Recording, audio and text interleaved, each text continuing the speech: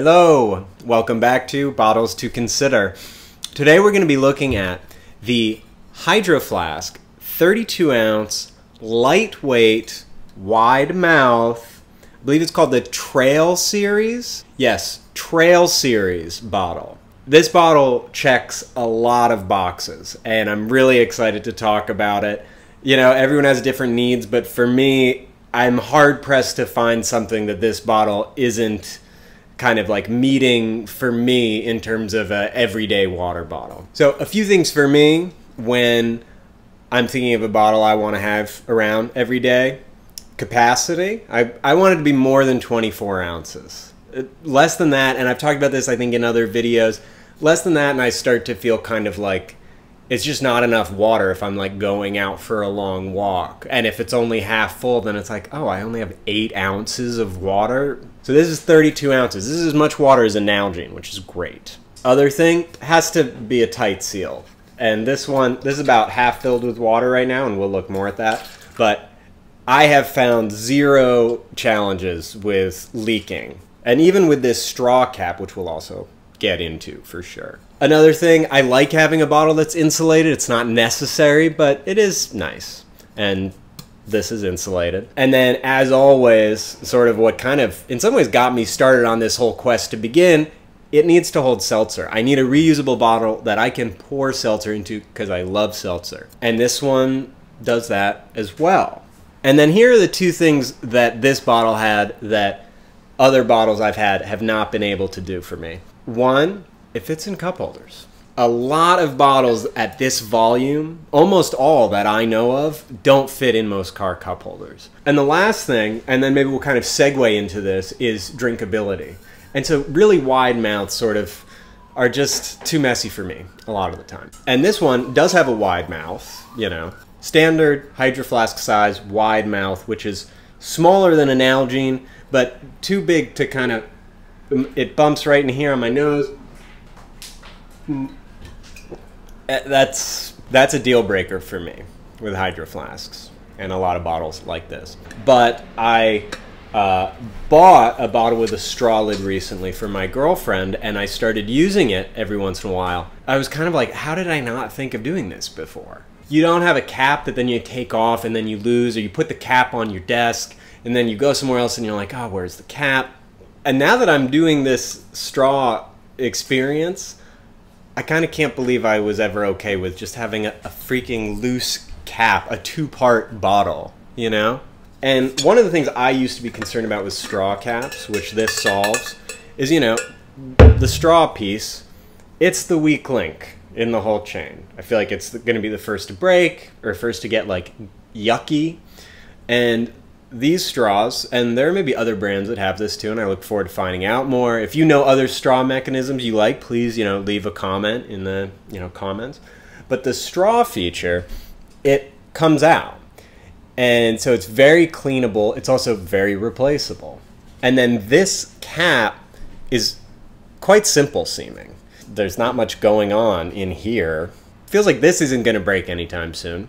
And if this does, it can be replaced. So I mean, those are just all the things that are really wonderful about this bottle. And the cup holder thing is huge because I really, and again, I would love to know if you know a bottle that checks all these boxes. If you know an insulated large capacity bottle that fits in a cup holder, please let me know. I hope there's more of them, you know, competition's, you know, good for everyone. So cons. And honestly, I had to rack my brain a little, and none of them, I'll say, are deal breakers, obviously. This is shot to the top of my list. But there are some things, you know, if I had to think, that I wish would be different. And there's one that's actually a little red flag, like you should know this. One is the exterior treatment of this Hydroflask, and I think it's part of their making this super lightweight. This line of bottles is designed to be like hiking, super lightweight. But it's got this glossy finish and just with a weird kind of thing here where it's a little matte here and then a little glossy here. It looks unintentional. You know, I feel like Hydroflask usually is very intentional and it in a way that's satisfying. Like this is, you know, untreated stainless steel. This is our, you know, nice grippy texture. this feels like a little, like I at first actually thought this was a plastic wrap I would pull off. So I don't know, it's just like not, it feels a touch less premium, even though everything else about the bottle feels good. Yeah, I just don't love that finish. I wish it was the kind of textured coating that's on most Hydro Flasks. Another thing, and I think this has to do with their lightweight emphasis, is I think, and I don't know for sure, so if I'm wrong, again, someone, you know, please let me know, or Hydro Flask, if you're listening, let me know. But I've found this to be slightly less good at insulating than a typical Hydro Flask. Like maybe it's a thinner type of, they still say it's a double-walled vacuum insulated thing, but yeah, I've just found that things don't stay that like exact temperature in that shocking way that I think many of us have gotten used to in the double-walled vacuum, you know, life, which, I don't know, started like 2010 or something. Like, I feel like this feels a little beneath that. Again, not a huge problem to me. It's not like I'm trying to carry on a block of ice. It keeps cold water cold for hours, and that's kind of like my bar. But which then brings me to the thing that I think is maybe more of a real potential concern, or something you at least need to know about. I have found that when you have cold water in here, like filled with ice maybe, you know, it's totally leak proof in all my experience. Obviously no condensation out here, but you get condensation around the cap. It's just not insulated itself. And I've a few times been like, oh my goodness, is this leaking? And I'm quite certain it's not leaking, but in fact it's condensation on a hot day. So if you have, you know, a book or some papers in a bag and you're being, you know, real kind of not putting thought into it because you're like, oh, whatever, this thing doesn't leak, and you throw it and it goes up near something, you'll get some moisture on something else. It's not like it drips and runs off. It's a very kind of faint moisture just on the cap. I haven't found that the moisture like runs anywhere else. So you just kind of got to be conscious of where the cap is if you have cold water or cold beverage and it's a hot day. And then, I mean, the last downside, I wouldn't even say it's a downside. It's just kind of like the reality a little bit, it seems, of, you know, you kind of get what you pay for. And I think there's arguments to be made that this is just too much money for a water bottle. This is like $40, I want to say. And then this straw lid is a second. You have to buy this. It typically comes with the standard Hydro Flask cap, which is fine. And if you like wide mouth, that's fine. But this then adds $10 with tax. It's like over $50. Like, I can totally understand that might be just like not worth it.